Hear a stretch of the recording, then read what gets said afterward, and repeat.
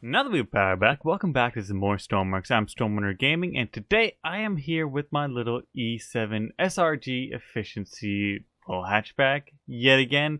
And today I've actually created not exactly a mod to it, but just a change to the car that I wanted to show off in this video. And I've been working on it for a little bit, and I think I've pretty much tweaked all to do with my little mod here. And the outside of the car, you know, pretty much the same. I might have left a microcontroller on the roof. Nope, nothing up there as I jump pretty tall.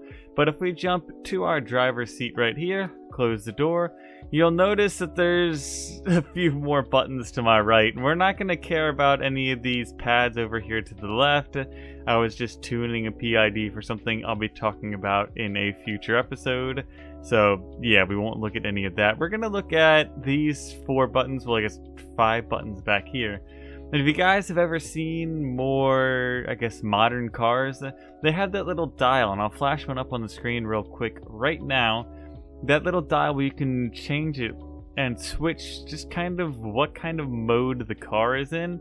And in real life, this will usually take the car you're driving and, you know, change around the engine specs, the gearbox specs, you know, maybe suspension as well, lowering it, making it a little bit closer to the ground, maybe even some stiffer suspension.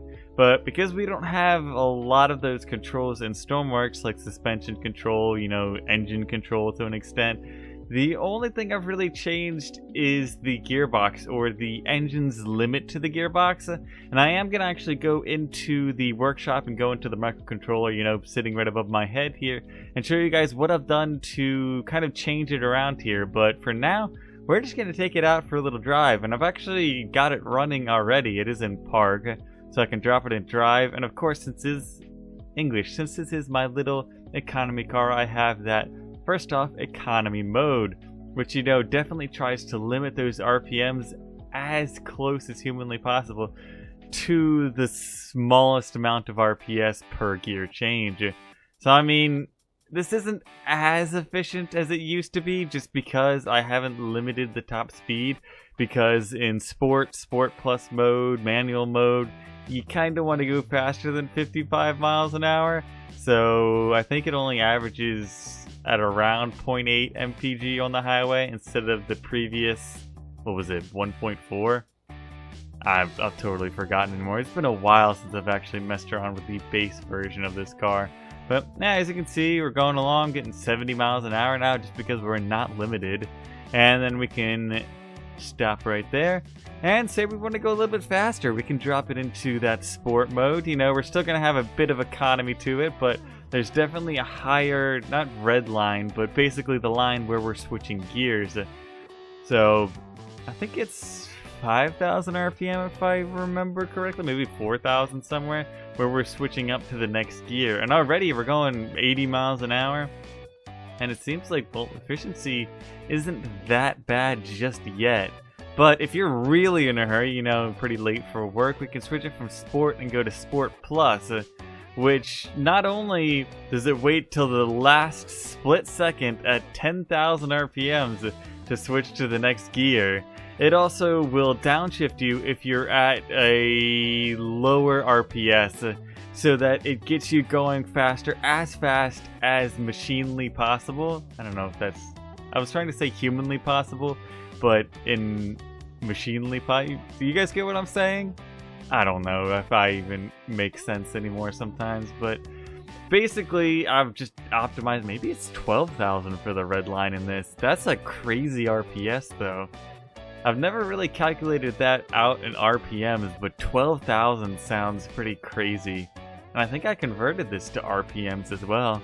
That'd be insane in real life. Anyway, as you can see, we are just blasting around the track. We can get up to 100 miles an hour as we're switching into 4th gear. It tops out around 110, and that's just because of the gearbox configuration. And I didn't want to switch it around with the economy mode.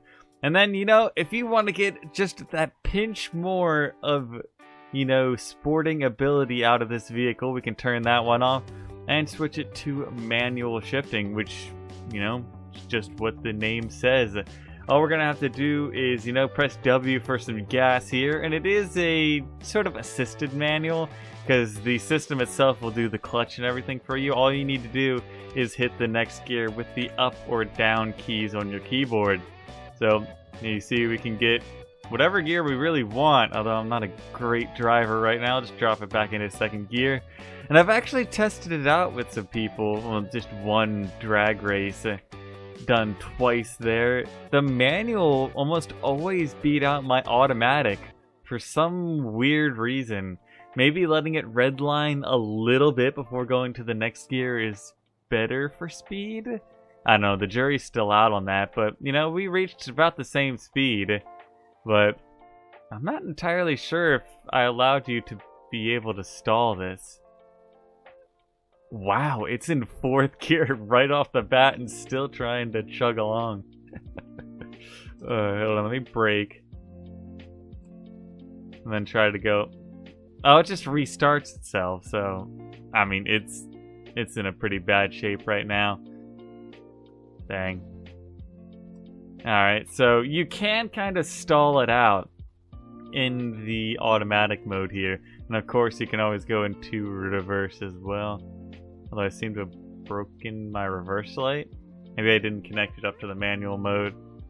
But that's a fun little vehicle with those 5 different modes. Oh, I forgot to say. Not only did I put manual shifting, when I was drag racing somebody else, I also have a drag racing mode in this vehicle, which I'm going to be putting in most of my new vehicles, especially the more sporty ones.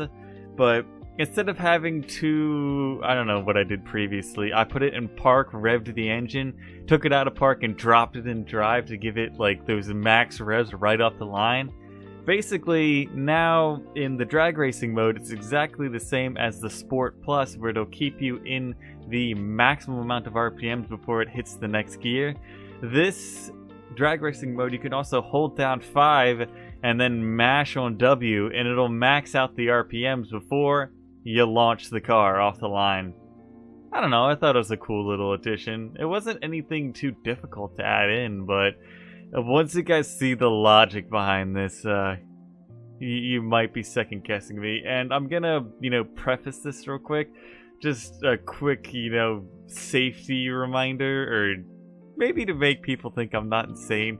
One of the big problems I had while building this, you know, the little gear select thing in my efficiency car here, was that the Stormworks logic board, or at least the blocks, you can't send in multiple different variables to it. So for each different gear, you know, gear availability or gear button down here, for all 5 of them, I needed a different threshold for that.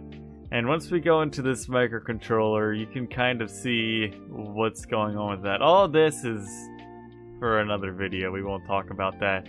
But the gearbox itself over here, which apparently I can't even grab all of it anymore, it's just gone to the gulag.